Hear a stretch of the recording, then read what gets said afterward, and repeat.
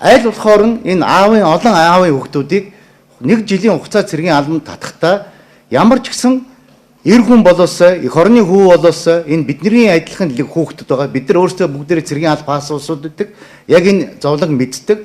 Тийм учраас дөрвийн бус харьцааг бид нар бол ерөөсөө хизээч энэ батлан хамгаалах систем, дэвсгэр түвшин, дотоодын зэрэг, хөлийн зэрэг ямар ч байгууллага энийг хүлээн зөвшөөрдөг. Энийг ихлэ та нар ойлго. Энийг одоо тэр хүмүүс тэдний өмнөөс энэ хүн ингэж номхон зогсоож байгаа зогсостой, энэ зогстой тэрийг бид нар хариулах ямар ч боломжгүй. Гэхдээ нэг юм та нар ойлгох хэрэгтэй. Энэ асуудлууд хаана босныг сая манай захирч хэллээ. Эхлээд би хариултчаа хэлчихье. Та эхлээд сонсч. Энэ асуулт юу харин бид нар сэтгүүлчид, иргэд, бусад цэрийн энэ аль багш нар болгонтой бид нар хамтарч ажилламаар байна.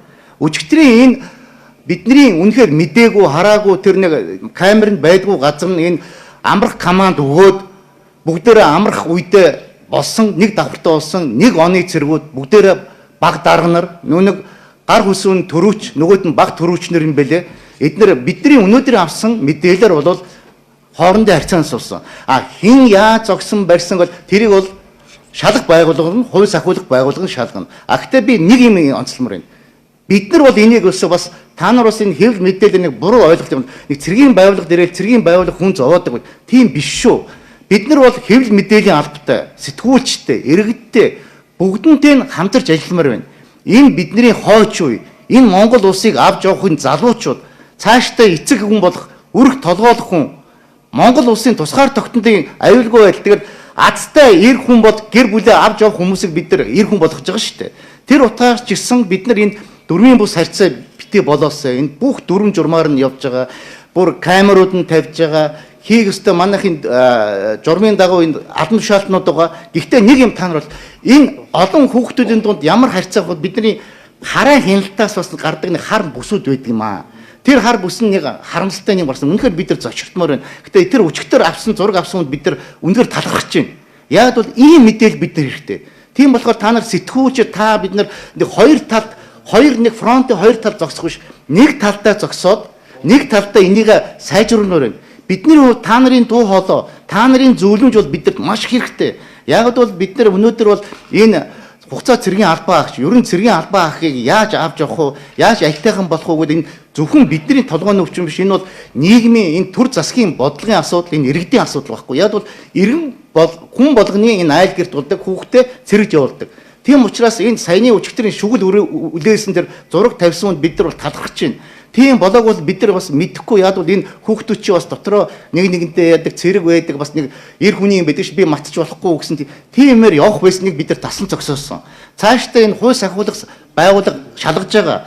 Бид нар дотоодын цэргийн хувьд шалгана. Гэтэ цэргийн дүрм, хууль дүрмийн дагуу буруутай хүмүүст би та нарт хариуцлагатай мэдэгдээ. Бүгд хариуцлага тооцогдно.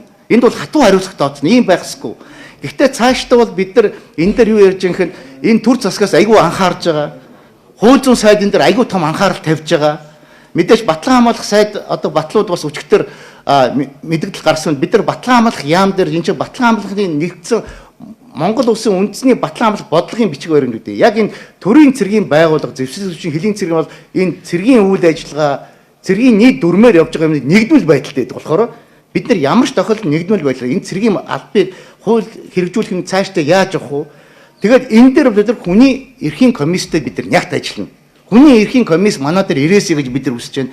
Тэр утгаараа бид нар хамтарч ажиллаад одоо энэ хувь хүний энэ одоо хадшгүй байдлын хууль дээр одоо бид нар яаж явах вэ? Яг бид нарыг яг хуулиар хязгаарласан юм байдаг байхгүй. Тэрүүн дээр бид нар бас үнэхээр тэр мэдээж болохгүй хүний орон зай, хувийн орон зайд бид нар бас хамаагүй орж болохгүй тийм асуудлууд байдаг юм аа. Тийм учраас одоо энэ хэвлэл мэдээллийн